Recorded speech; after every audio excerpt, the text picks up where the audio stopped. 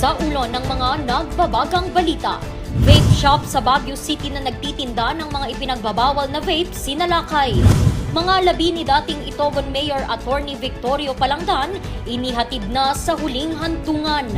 Online registration ng LTO sa mga sasakyan ipinapakilala. Concert for a Cause ng isang student organization sa Pangasinan makakatulong para sa mga nangangailangang mag-aral.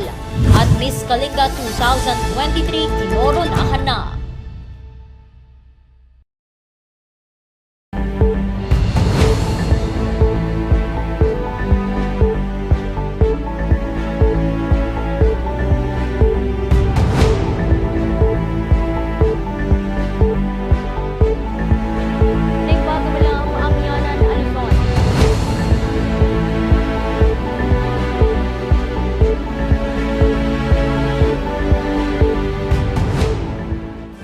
Bago malam Amyanan Aluzon, narito na ang mga bago at may init na mga balita. Inilibing na ngayong araw si dating Itogon Mayor Attorney Victorio Palangdan. Narito ang balita. Bumuhos ang kalungkutan sa huling araw ng lamay ni Attorney Victorio Palangdan sa kanilang tahanan sa Purok Beleng, Barangay Tuding, Itogon, Benguet kanina. Nakilamay ang ilang mga kaanak, mga kaibigan at mga residente ng Itogon na kanyang pinagsilbihan sa kanyang panunungkulan bilang alkalde. Puno ang loob at labas ng kanilang bahay at maging sa mga gilid ng daan ay may nag-aabang na mga taga-suporta. Dagiti in May dito'y mani po di ununa ng aldaw, dagiti nang ititud, iti donation, cash in kind, amin dagiti nagkarkararag, nagkankanta, amin dagiti nagsasao, nga nang ititud, iti mensahe, pirmi nga pirmiti yaman mi kada kayo. Bilang pangalawang ama ni Attorney Palangdan, maraming bagay raw ang kanyang mamimiss, lalo na ang kabutihan ng yumaong pamangkin. Ti dawat kudi kingkwana nga dito'y makunkuna nga maidulin itata,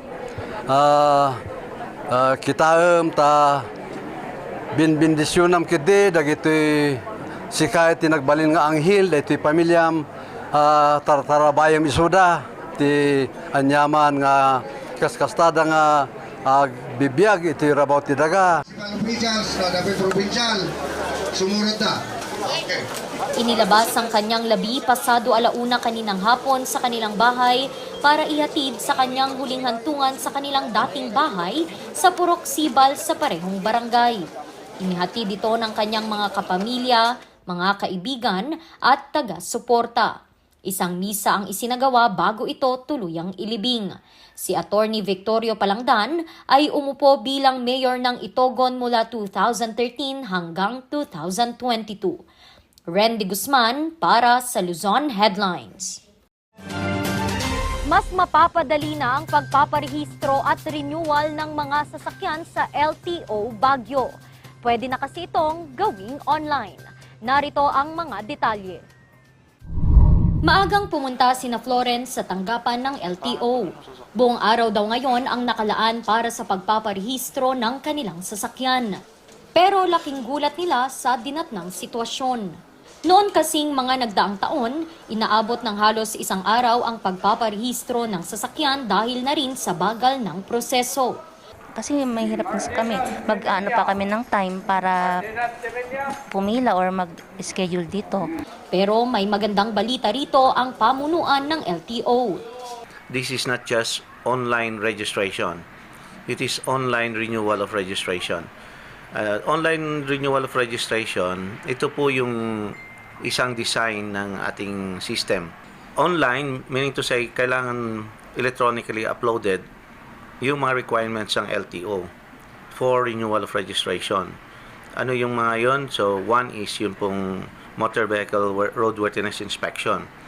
Yung ang roadworthiness inspection is done by a PMBIC, yung Private Motor Vehicle Inspection Center. Ito po ay electronically transmitted doon sa system ng LTO. And then yung insurance would also be transmitted electronically by the client. Kaya nagkakaroon na po yung pong mga requirements na sa system na.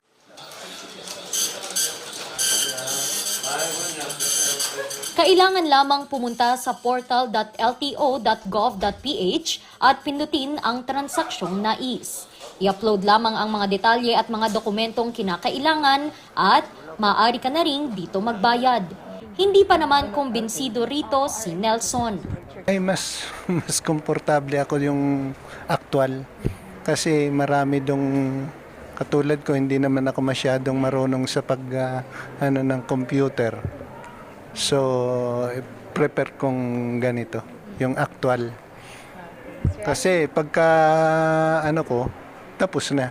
Yun, maghihintay ka pa. Tsaka sure kang walang hassle. Yun yung feature niya. Kaya nga ease of doing business. Real time po ito. Real time. Let's say, pagka in-input mo yung COC, yung Certificate of Cover mo sa insurance, yung system mismo natin, yung LTIMS system, at saka system ng IC, yung Insurance Commission, nagbabalidate ka agad yun. So pagka in-enter mo at invalid yun, automatically maalalaman mo na invalid. So it's how fast you do it. Pag supply mo ng data, needed na data, kung gaano kabilis or katagal yung pag-process mo. If pagka available na lahat yon sa iyo, then ita-transact mo. Real time ito. Walang day, walang ito. It is matter of seconds or minutes lang. How fast you will click those buttons would be how fast it would happen. Ganun po yung sistema. Maliban sa pagpaparehistro, makikita mo na rin sa portal ang mga paglabag na iyong nagawa. Pwede na ring bayaran ang multa sa portal. Randy Guzman para sa Luzon Headlines. Malaking hamon daw para sa mga single sa Baguio City ang makahanap ng makakasama. Kaya naman ang BCPO at Mental Health Unit ng lungsod may mga aktibidad para sa mga ito. Alamin yan kay Charles Limon. Magpipitong taon nang may girlfriend si Gordon. Pero bago ito, aminadong nahirapan siyang makahanap ng partner. Sinisisi ko, ba't ganon? Hindi masyadong gwapo, ganon. Hindi na, pero nagkaroon ng time na nasanay din ako eh. Ganon. Na, hindi, time will come na darating yung taong bubuo ng buhay mo, parang ganon ngayon. Ganito rin ang sitwasyon noon ni Kashira bago niya makilala ang kanyang boyfriend. Pero malaking tulong daw sa kanya ang mga kaibigan at pamilya upang hindi malumbay. Focus muna kayo sa studies and sarili nyo. Wait for the right time at saka right person. Ayon sa mental health advocate na si Ricky, ilan lamang daw ito sa mga naobserbahan niya sa mga kliente niyang mayroong mental health issue na mga single. Ang assessment natin, low self-esteem, no? And of course, meron silang social anxieties, no? May mga antaas ng kanilang insecurities, no? So yung mga ganon. So sabi nga sa isang pag-aaral, no, na if you would love to increase the self-esteem of your child, you must have to address at a younger age yung kanilang mga insecurities.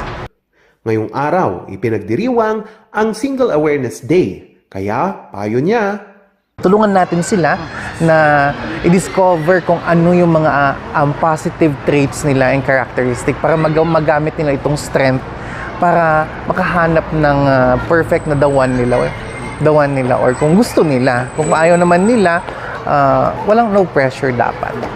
Sa pag-aaral ng Philippine Statistics Authority Cordillera mula 2010 hanggang 2015, umabot sa 343,843 na mga lalaki ang single sa Cordillera. 281,971 naman ang mga babae. Kaya kahapon, ang BCPO nagsagawa ng aktibidad para sa mga pulis na single at in a relationship.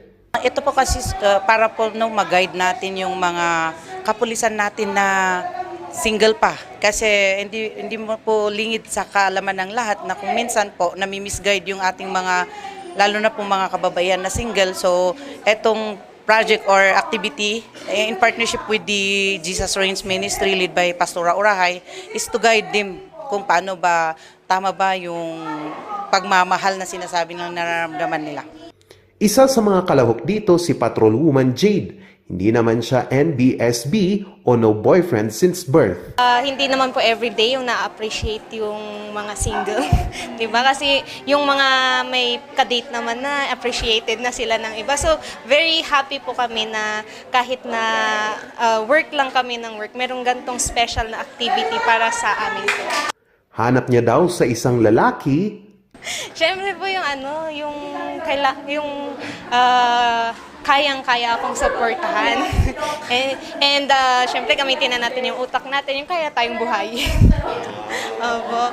And yung kaya na ipakita kung ano ba talaga yung maski ikaw hindi mo nahahanap sa sarili mo.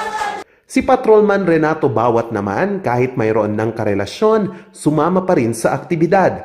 Ito'y upang makakuha rin ng mga tips para mapabuti ang kanyang relasyon sa kanyang iniirog.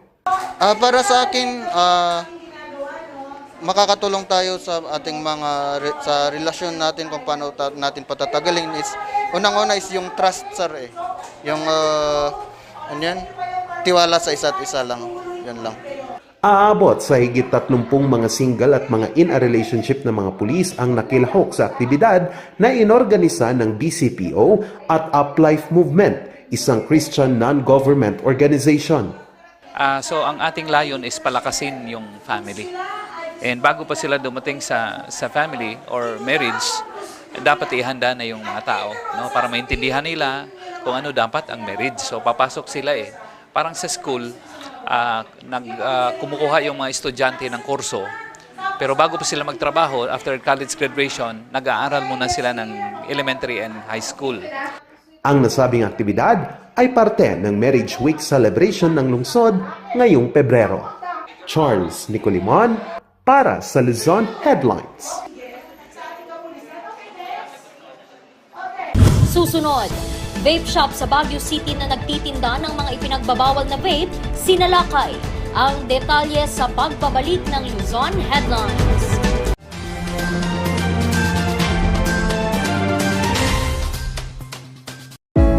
Baboy, baka, kabayo, kalabaw, kambing, manok, pato, bibe. Lahat ng ito pwede sa King's Vita Plus Animal Feed Supplement. Ang bago at epektibong animal feed supplement. Puno at kumpleto ng mga essential vitamins, minerals, probiotics, calcium, amino acid, omega-3, D3 at electrolytes. 1 o 2 kutsara ng King's Vita Plus i-mix lang sa tubig o feeds araw-araw at kikita ka na sigurado pa ang iyong pag-asenso. Mabibili sa mga Agrovet stores ang King's Vita Plus Animal Feed Supplement.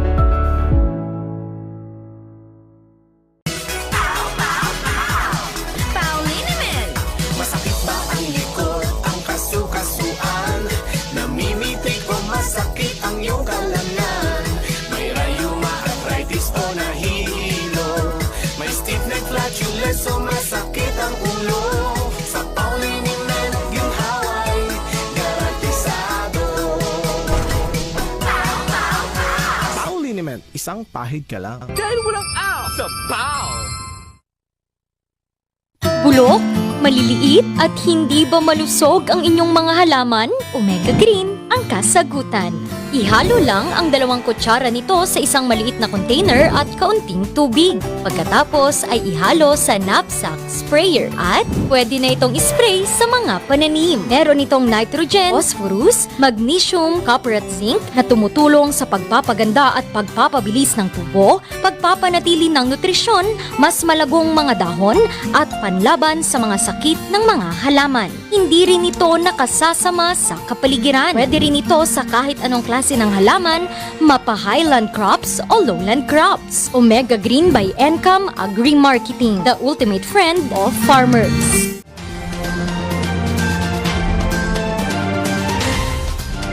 Sinalakay naman ng Smoke-Free Baguio Task Force ang isang vape shop sa lungsod dahil sa pagbibenta nito ng mga flavored vape. Magbabalik sa report, Charles Limon. Inilagay sa mga kahon ang mga vape na ito sa isang vape shop sa Mabini Street, Baguio City. Ito'y matapos magsagawa ang Public Order and Safety Division o POSD ng bypass operation ng mga vape na ipinagbabawal. two or from a minor shall be fined amount of 10,000 pesos. We have several reports that you are catering to imprisonment of more than 30 days. We sent an enforcer to do a buy-bust operation. Meron din siyang hidden camera. And meron din po tayong marked money. And confirm po na nagbebenta nga po siya, kaya po tayo dumiretso rito. And you will see that all the products that they have violate the old and new vape law. Yan po yung wala siyang graphic health warning. Number 2 is it comes in many flavors according to the law. 2 flavors lang po ang allowed, which is tobacco and mint. Ito po is you've got all candy flavors, chocolate, fruits, and everything that could possibly appeal to the younger generation. Kaya po siguro dito pumupunta yung ibang minors, reportedly. Ang grupo ay binubuo ng mga kawani ng Baguio Smoke-Free Task Force, DTI, BIR at PNP. Ipinagbabawal daw kasi ito sa ilalim ng Republic Act 11467 at FDA Advisory Number 2022-1069. Idagdag pa raw dito ang paglabag sa pagbebenta ng mga vape sa mga menor de edad sa ilalim ng Section 10 ng Republic Act 11900 o ang Vaporized Nicotine and Non-Nicotine Regulations Act o mas kilala bilang Vape Regulation Act. At ng Section 5 ng Ordinance Number 34 o ang Comprehensive Anti-Smoking Ordinance of Baguio City. Virtually po ngayon kasi alam nyo po yung vape law natin came into law, passed into law in June 2022. May transitionary period po yan. Yung law na yan, nilipat niya yung purview ng vape regulation from FDA to DTI. Okay? Ngayon po, syempre may transitionary period yan. Si DTI po ngayon at this time is not issuing or certifying any products. So technically, virtually, wala pong legal na vape ngayon. Suportado naman ng medical sector ang hakbang ng pamahalang lungsod. We are very, very happy the way Baguio City is implementing the smoking law, the no smoking law and the vape law, for reason that they are really strictly implementing it. And as you can see, it's not just the police, but it is a multi-partner support. Anya, mas nakakasama raw ang vape dahil sa epekto at mga sakit na pwedeng makuha dito. Because of the chemicals, the harmful chemical in the vape product, it may even be immediate. And there's already an illness called EVALI, which it's EVALI. It's the vape illness, and it can already cause several symptoms like dizziness, vomiting, aside from the usual lung illness or lung symptoms like coughing. Aabot sa 229 na piraso ng vape na nagkakahalaga ng higit 100,000 pesos ang kinumpiska. Based on our discussion with the task force and FDA and DTI several weeks ago, itong na-confiscate po na vape products ay itra-transmit po namin sa kanila. Sila po ang magsi-safekeep neto for the time being. Dadalhin muna natin sa smoke-free office, sa may City Health Office, and then we will make an endorsement to DTI kasi sila na po ang regulation body ng vape. Tumanggi namang magbigay ng pahayag sa harap ng kamera ang may-ari. Pero sana daw maging pantay ang pamahalaan sa pagpayag sa pagbebenta ng vape gaya din sa alak at sigarilyo. Charles Nicolimon para sa Luzon Headlines.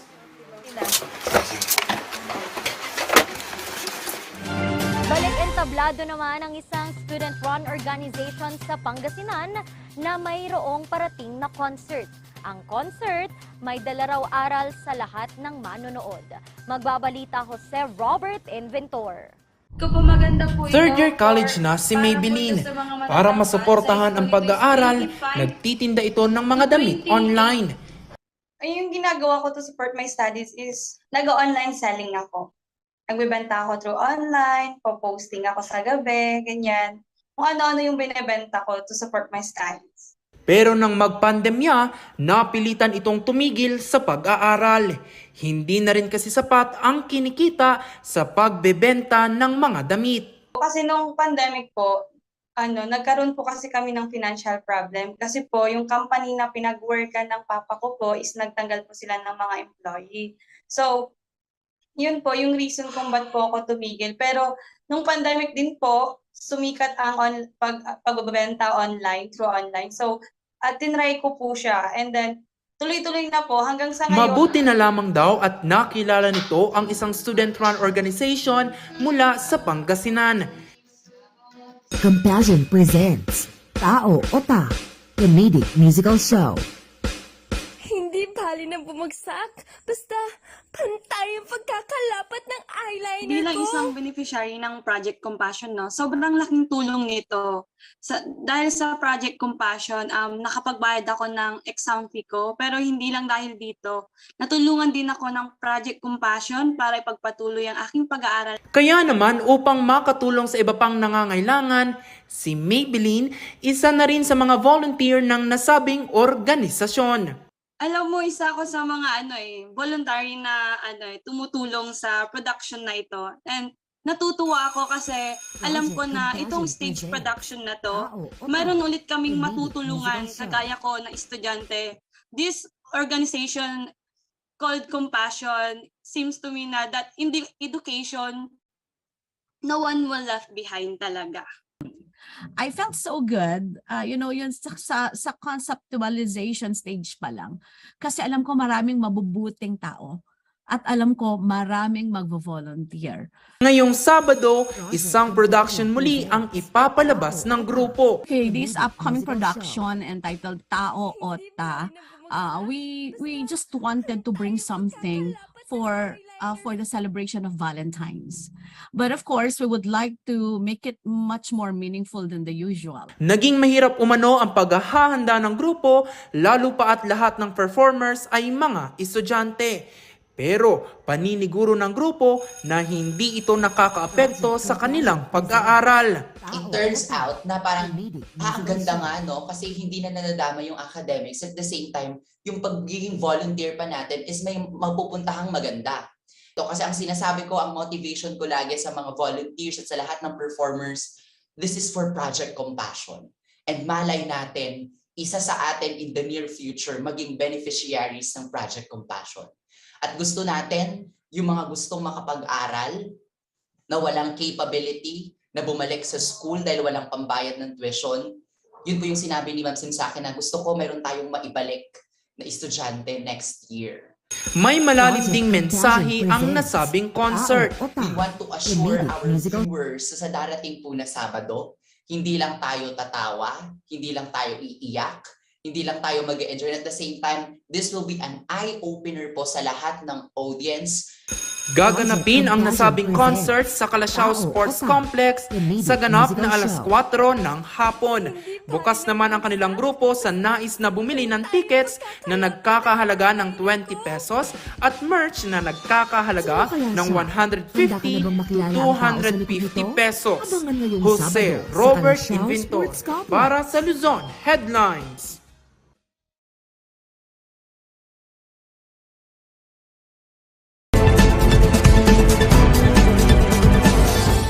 Ang mana mo na galing sa parents mo ay sa iyo lang kahit ikaw ay may asawa. No? Yung mana na yan ay dapat para sa iyo pag namatay ang parents mo ahead of you. So kung namatay ka before your parents at meron kang anak, yung mana na yan ay pupunta sa anak by right of representation. Yan yung tinatawag na representation under Article 970 at saka 971 and of the Civil Code, which is the representation by succession of law. No? And itong asawa, no? Halimbawa, nagmana sa ina o ama, pero namatay yung asawa before namatay yung parents, pwede bang i-claim ng asawa yung mana, no? By right of representation? Ang sabi ng ating Korte Suprema dito sa Interstate Estate of Petra versus Fortunato Rosales ay hindi po pwedeng magmana ang asawa by right of representation kasi ang right of representation is only for relatives by blood. In other words, hindi kamag-anak ng lolo at lola yung asawa. Ang kamag-anak nila ay ang apo. So pag walang apo at yung asawa lang ang natira, saan pupunta yung mana na yon? Since buhay pa yung mga parents, aakyat at babalik sa parents. Kung namatay yung parents, pupunta ba ulit ito sa asawa? Hindi po. Pupunta sa mga kapatid ng asawang namatay. Because again, they are relatives by blood. Susunod, Miss Kalinga 2023 kinoronahan na. Yan at iba pang mga balita. Abangan!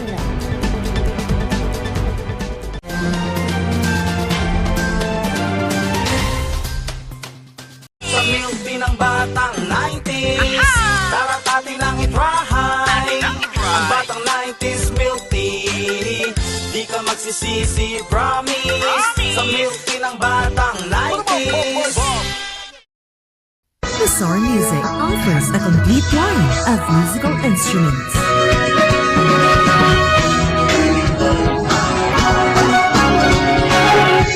Bizarre Music, Baguio's pioneer in online music and art lessons.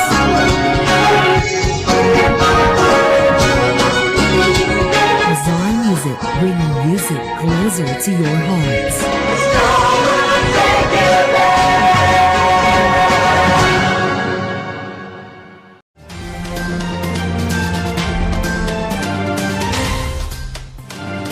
Nagpasiklaban naman ang mga kandidata para sa Coronation Night ng Miss Kalinga 2023 para sa kanilang ika-4 na pagdiriwang ng Budong Festival.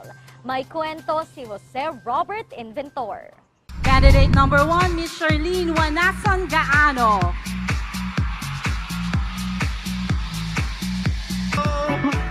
Don't stop, honey. You know that I want more chicken. Naging makulay ang drum and dare competition sa Kalinga Sports Complex sa ika-4 na Budong Festival. 4 na elementary schools mula sa probinsya ang lumahok dito. Nanghal na kampyon ang Agbanawag Central School. Pagsapit naman ng gabi, binalot ng hiyawan ang sports complex para sa Coronation Night ng Miss Kalinga 2023. Lobada! Kailiba Siwan 23, Chumilang Pasil! Nagbigay alimpa ang mga performances ng mga local artists.